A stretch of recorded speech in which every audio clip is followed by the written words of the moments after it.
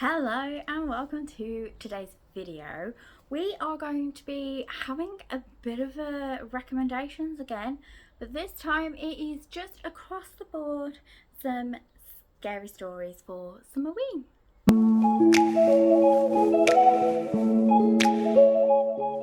So I have tried my hardest to basically separate them as much as I possibly can into categories. So I'm hoping I've got some of this right. There's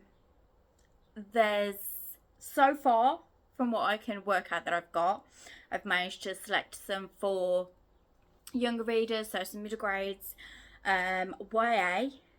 Then I've also gone for some short stories and some with specific tropes or levels of grossness. So, like I said, I'll try my hardest to separate them up a bit as I can. I have got them in piles at the moment on the floor, so I'm hoping that I can do it justice. But we'll see how we get on. So go and grab yourselves a drink, maybe a pen and paper, or just save this. You can subscribe and come back to this video again if you decide that you would like any of these for the recommendations. I'm quite excited because some of these I haven't spoken about before on my channel, and they are books that have made me excited before, so we're just going to head straight into it. So my first sort of group of scary stories, I am going to say I will go with the middle grade books. And just in time, my little black cat has decided to supervise the video making. So my first recommendation for the middle grade books or younger reader books is actually a trilogy. That's The Place Called Perfect by Helen Duggan, and you have The Trouble with Perfect and then The Battle for Perfect.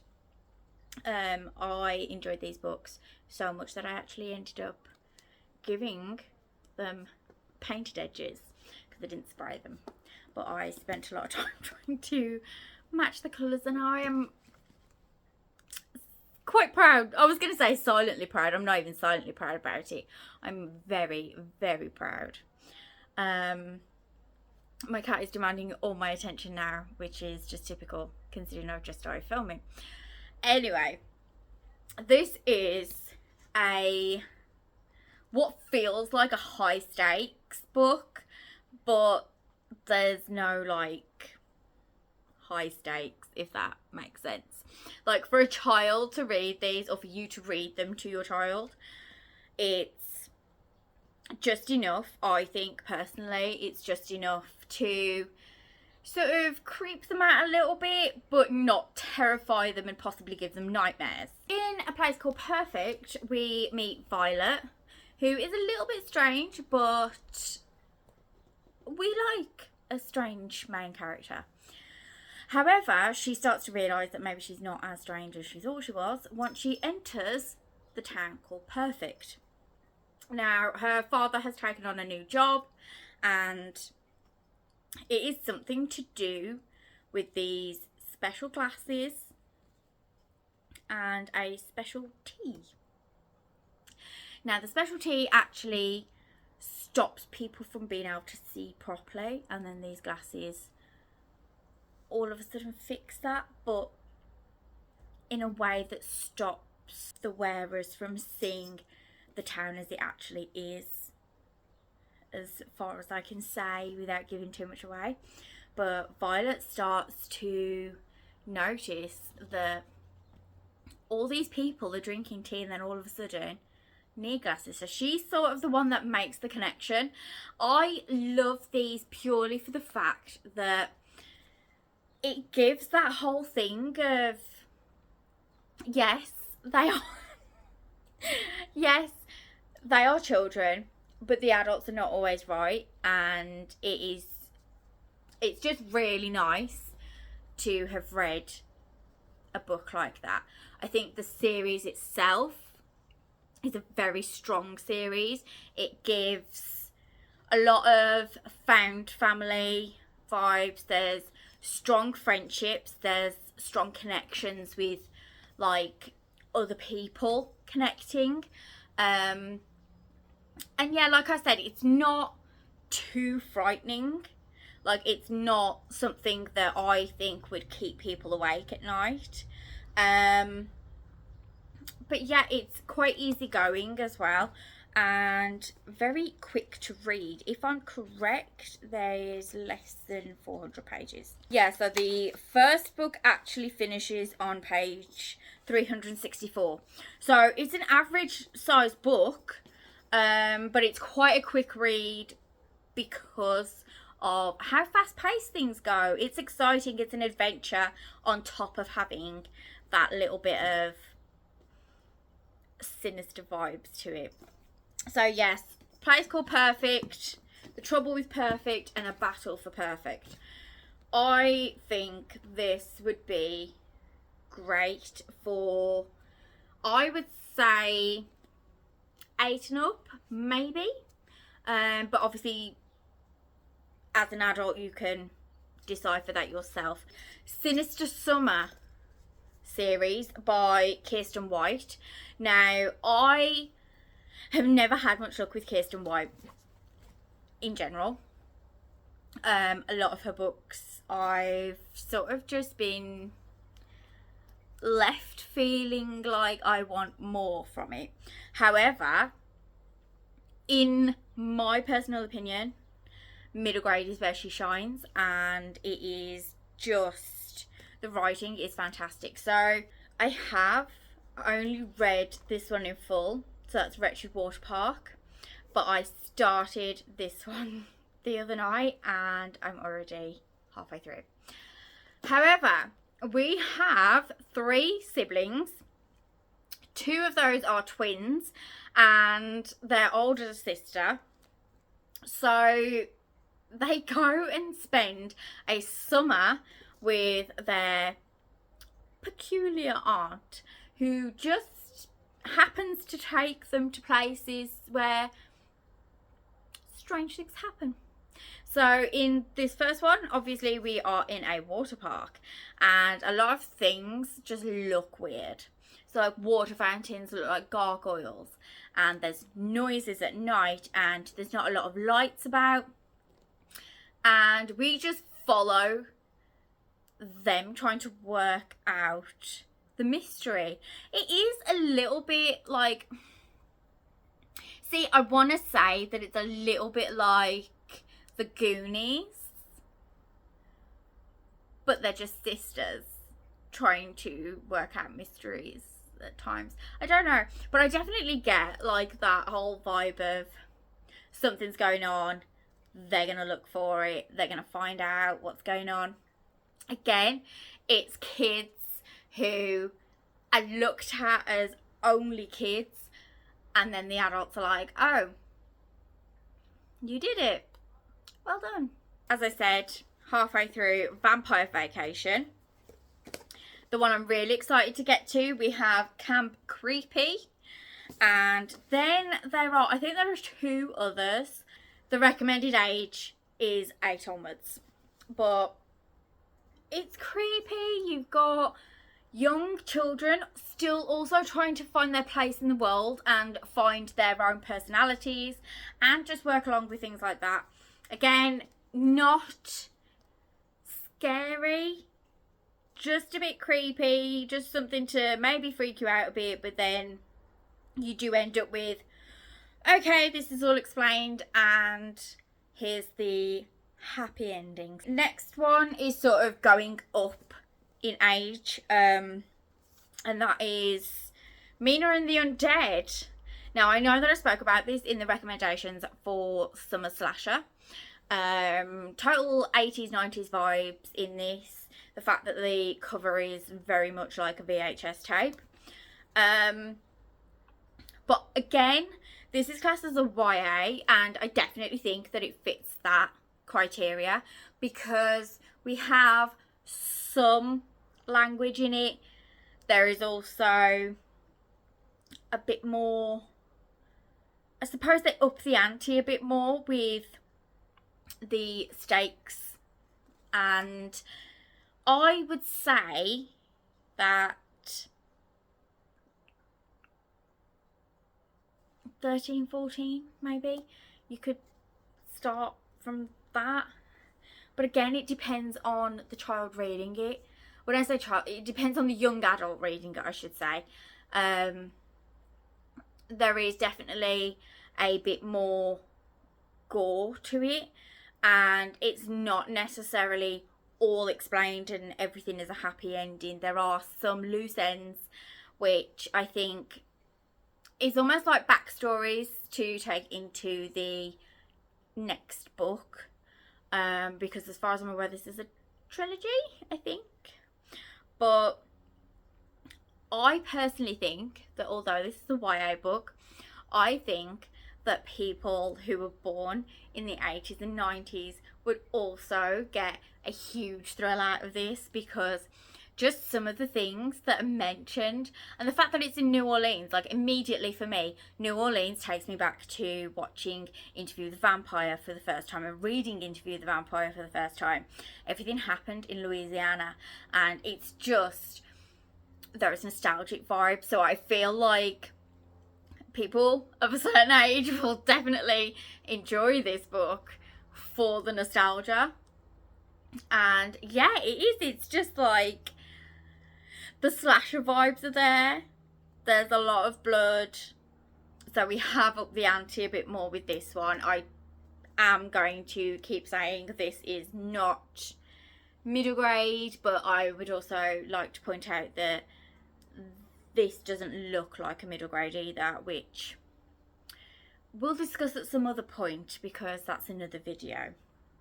But we follow Mina, which again, if you enjoy Dracula, you'll know. But this is also set in New Orleans, 1995. And Mina is off to Fangfest. I would love to take part in Fangfest. Not even take part, like I would just like to go. If it's everything that is suggested in this book, my horror heart would have a whale of a time. So, like I said, there is some language, but I would say mild, like it's dotted about. It's not constant. But the ante is definitely upped in this one. We have Mina and the Slayers and Mina and the Cult that follow up after this. So I'm excited by this one, and I am even more excited to get to the Cult one because I really enjoy cults.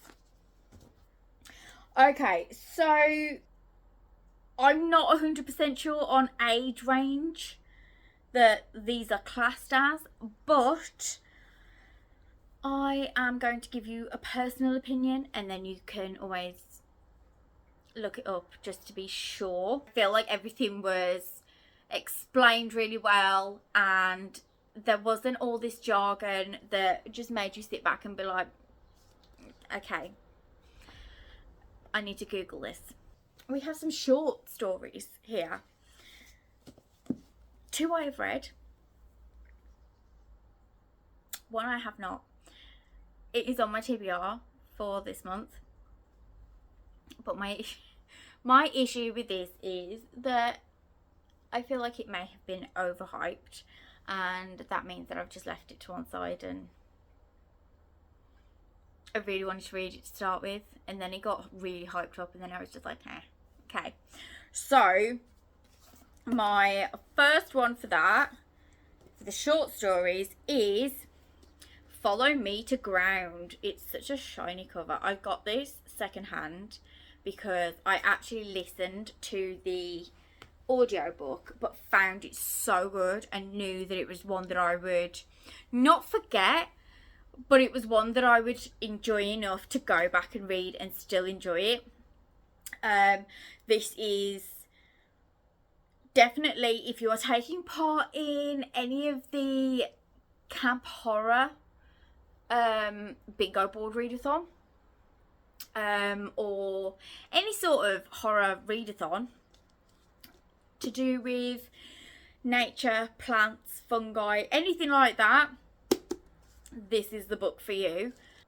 So it says, in a house in a wood, Ada and her father live peacefully, tending to their garden and the wildlife in it. They are not human though. Ada was made by her father from the ground, a unique patch of earth with birthing and healing properties, but perhaps he didn't quite get her right. They spend their days healing the local human folk named Cures, who visit them guardedly with their ailments. When Ada embarks on a relationship with the local cure named Samson, she is forced to choose between her old life with her father and a new one with her human lover. Her decision will uproot the town and the ground itself forever. And it says here that it's a simmering tour de force. Follow Me to Ground is the sinister version of Desire and Free Will, voiced in earthy prose and eviscerating detail by an astoundingly original young writer. So this doesn't actually state what age it's recommended for, but I personally think that I would put this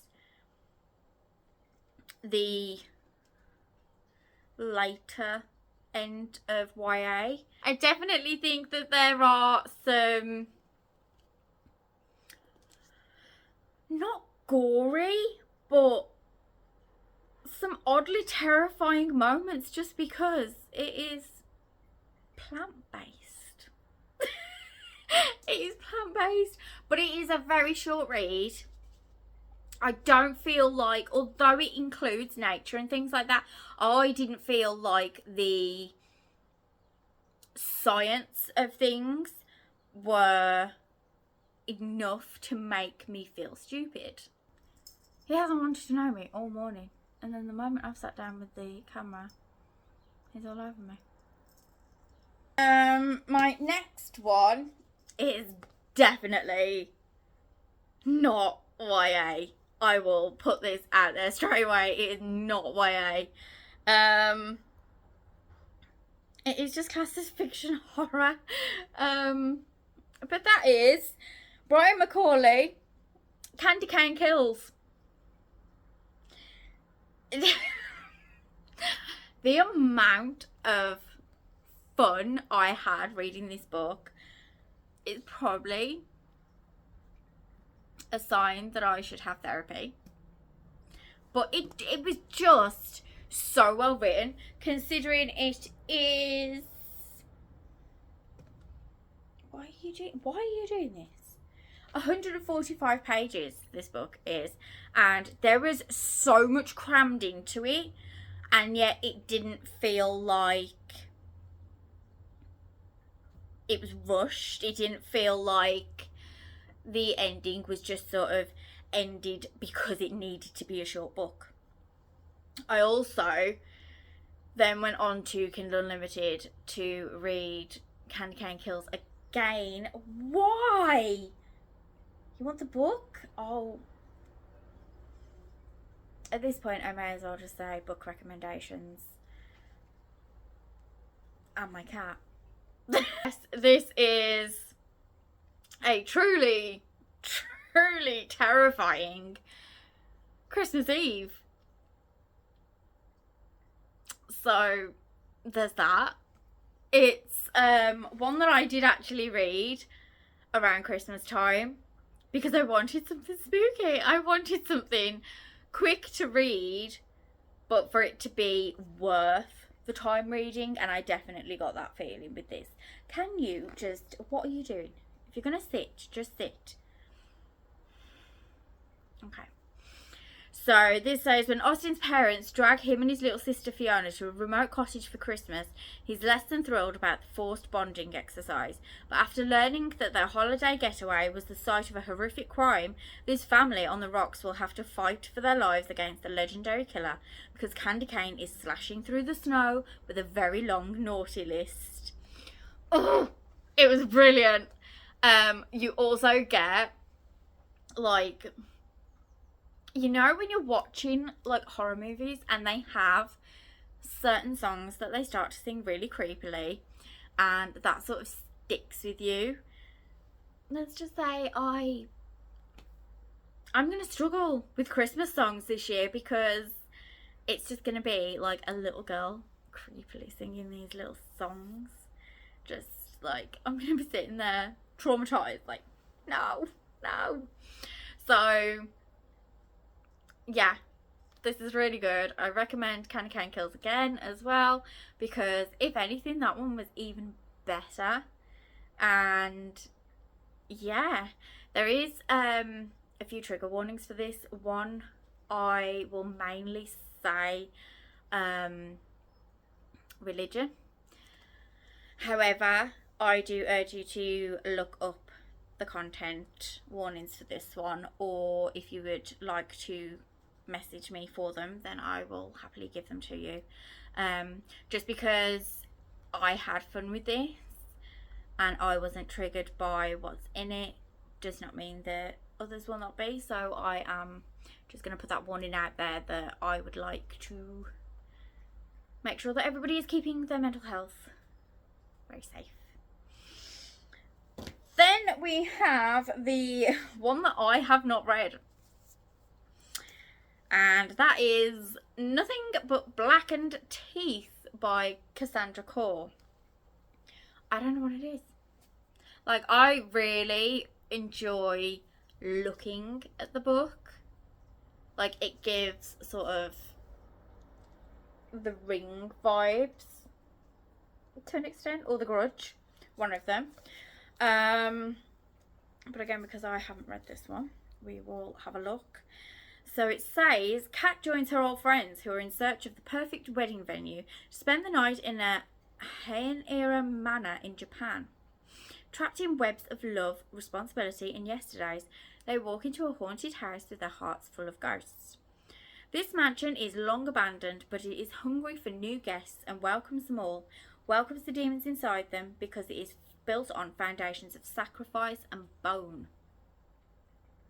Their night of food, drinks and games quickly spirals into a nightmare as the house draws them into its embrace. For lurking in the shadows is the ghost bride with a black smile and a hungry heart, and she gets lonely down there in the dirt.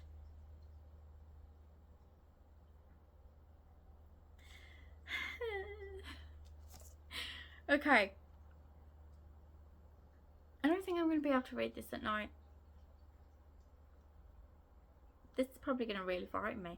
I am quite a wuss when it comes to certain things. Like, if it is based on like folklore and things like that, there is a huge part of me that just automatically believes it, because it's got to come from somewhere.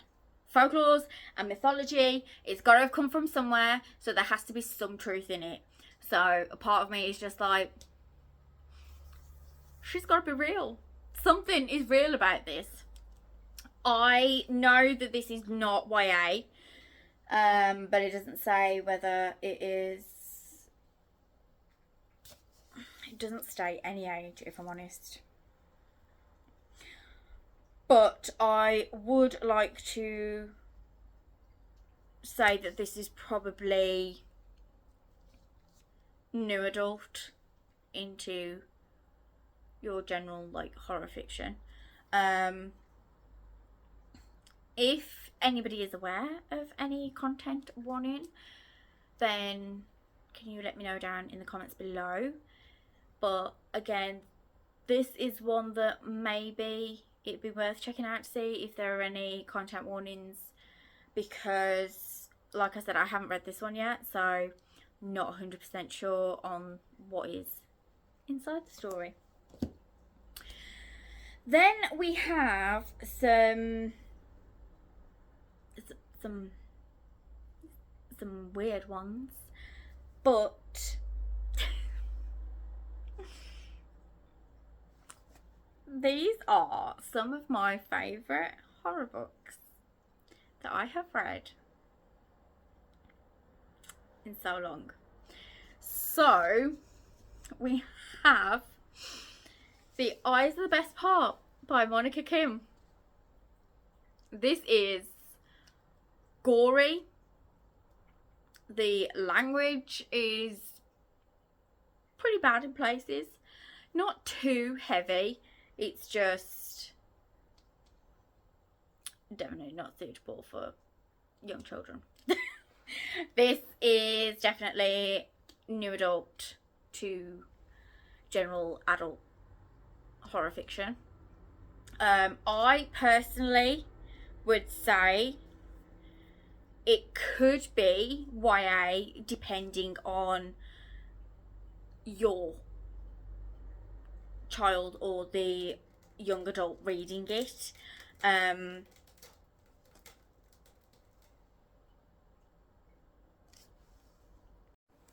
Okay, so we have The Eyes of the Best Part by Monica Kim. This is gory. This is feminine rage. There are several content warnings. And there's also cannibalism to an extent. Because, not even to an extent, because we are going to say the eyes are part of a person. So if you're eating any part of a person, it's cannibalism. It's exciting to an extent, but I don't know. There's just something about it. So, Ji-won's life tumbles into disarray in the wake of her Appa's extramarital affair and subsequent departure. Her mother distraught, her sister hurt and confused, her college freshman grades failing, her dreams horrifying yet enticing. In them, Ji-won walks through the bloody rooms full of eyes, succulent blue eyes, salivatingly blue eyes, eyes the same shape and shade as George's, who is Umma's obnoxious new boyfriend. He brags about his puffed-up consulting job, ogles Asian waitresses while dining out, and acts condescendingly towards Ji-won and her sister, as if he deserves all of Umma's fawning adoration. George doesn't deserve anything from her family. Ji-won will make sure of that. For no matter how many victims accumulate around her campus, or how many people she must deceive and manipulate, Ji-won's hunger and her rage deserve to be sated. A brilliantly inventive, subversive novel about a young woman unravelling, Monica Kim's The Eyes of the Best Part marks a bold new voice in horror that will leave readers mesmerised and craving more. And I was craving more at the end of this, not in the sense of I didn't think that the book was enough. The book was.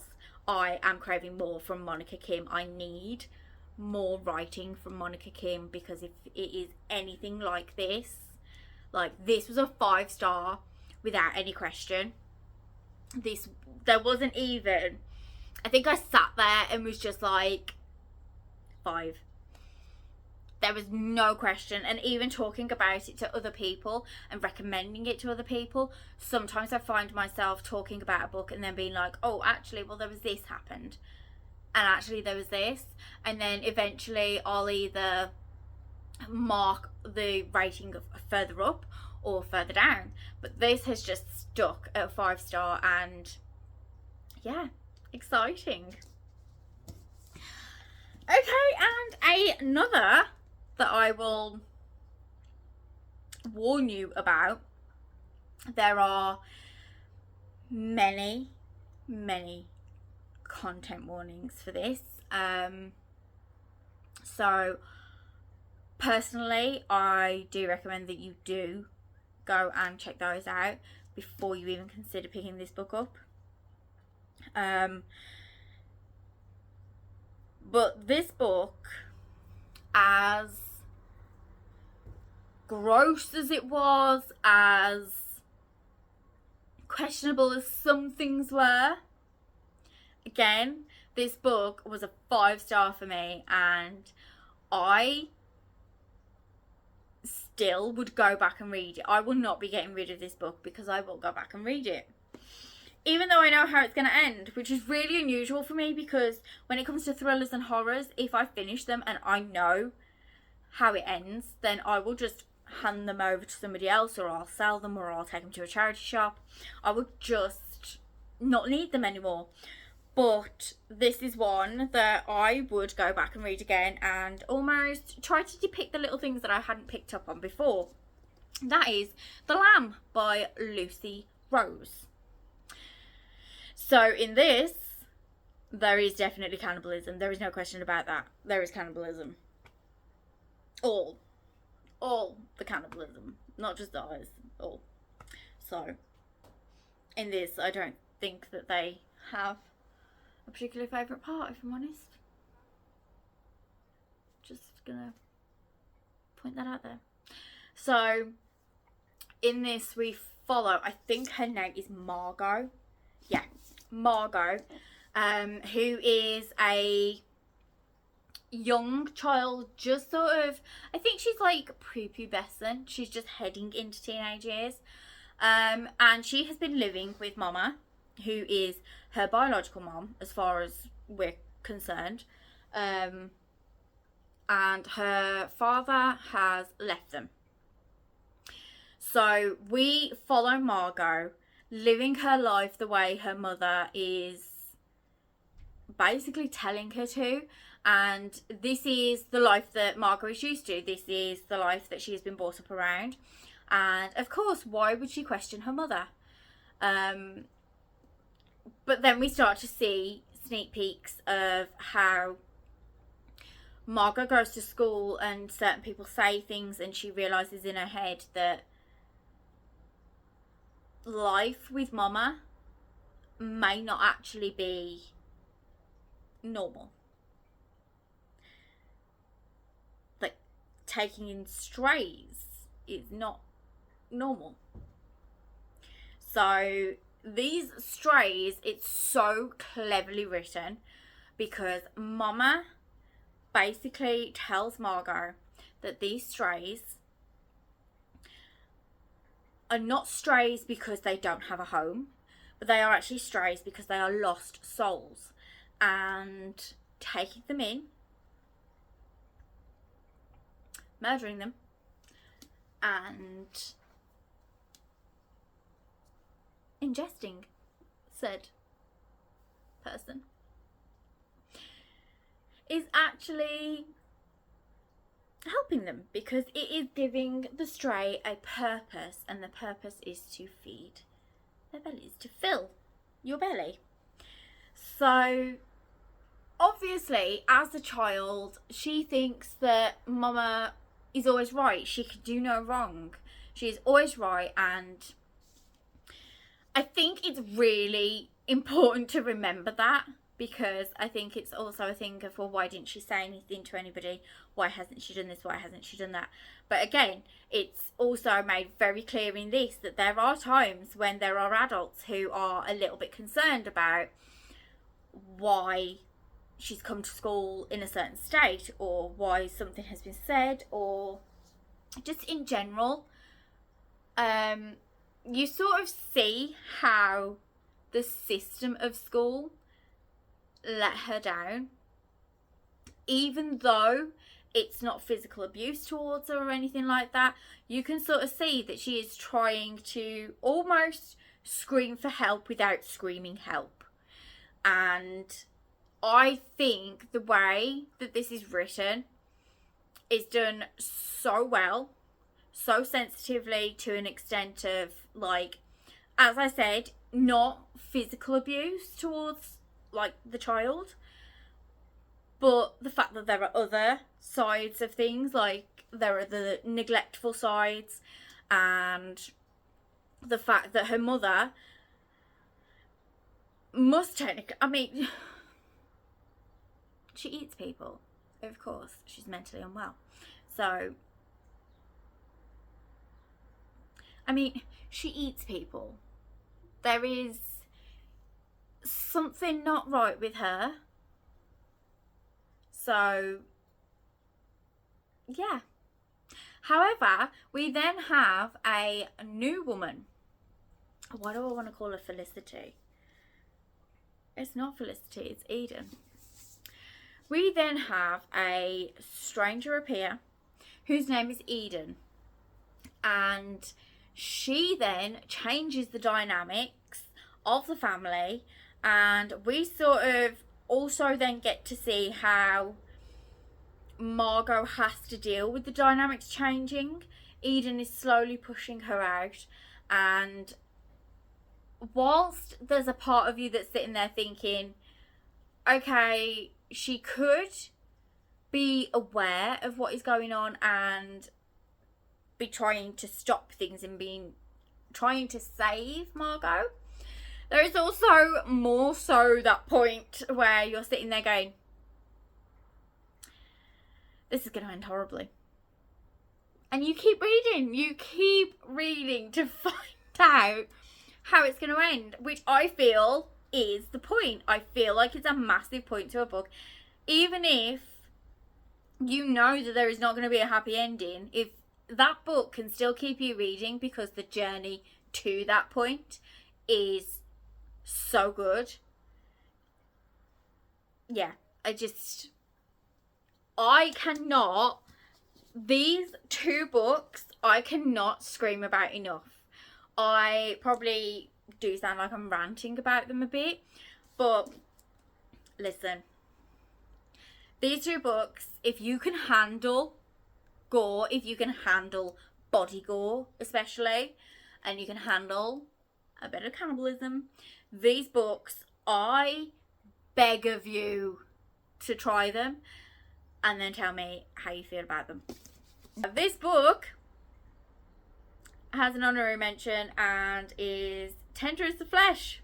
I think it's classed as dystopian horror, and we have a serious virus going around all animals, and therefore we are not able to eat the meat. So people start becoming really unwell because they're not getting the protein from the animals, they're not getting anything like that, and they generally don't feel like it is a sustainable life. Somebody has the great idea that you can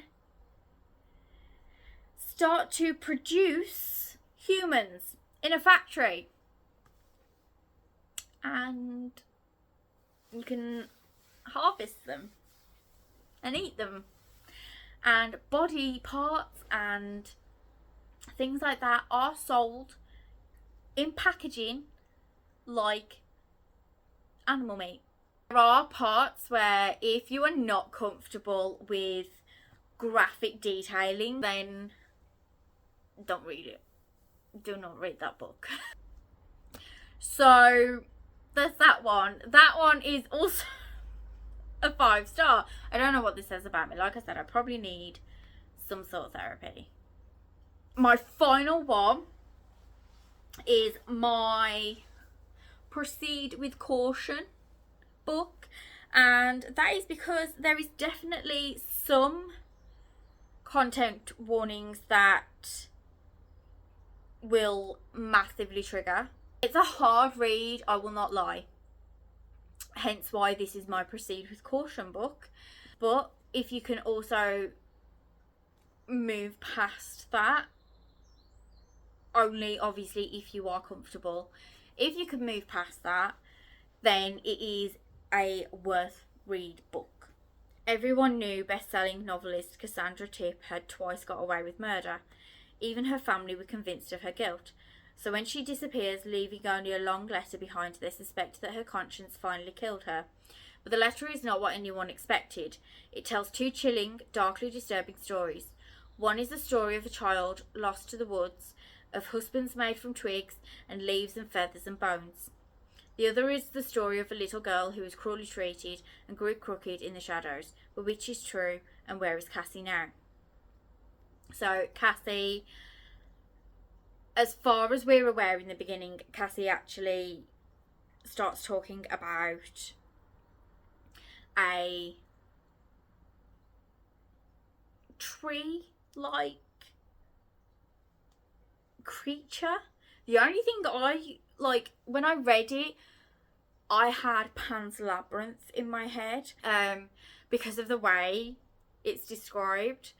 And basically Cassie ends up going into the woods, meeting children, and basically there is this whole world there, and this creature wants to make her part of this world. And from what I can remember, it alternates from what her recollection of it is, what her memory of this thing is, and then her doctors and therapists. She's obviously very young, and she goes to see this therapist, and her parents get her to talk to doctors and things like that, and all of it sends questions here, there and everywhere, and you're constantly, which one is the truth? And the horrible thing about this is that at the end, you're still none the wiser. It is almost like a you decide book. As I said, proceed with caution because there are very upsetting scenes, there are upsetting chapters, but the way that this is all written, the way that the story is written in general, is extremely beautiful, extremely sensitive, and I thoroughly enjoyed the psychological aspects of it, the way it made my mind think, the way I was sort of flitting between, oh, okay, no, she's making it all up. Or is she? Is this actually a real thing? When I got to the end, I sort of settled on my own opinion. So if you do go ahead and read You Let Me In, then I would be really interested to have a conversation with you about it, because I don't know many people that have read this book. And those that have read this book haven't really enjoyed this book as much as I have. So this is the general stack of recommendations. It's quite a heavy stack, really. However, this is, I think, a nice start, especially these ones if you're starting your little journey on some creepy books, and I think it's a decent stack. I am actually really happy with the recommendations that I have managed to bring to you. So I'm going to call it quits now. I'm going to put these down, put them away again. The worst part of taking photos or filming is putting away the books after. However, if you have stuck around and would like to continue to see recommendations, not just on horror but on many other genres, then don't forget to hit like and subscribe if you haven't already, and I will see you in the next one. Bye. Why are you like this? Definitely think there are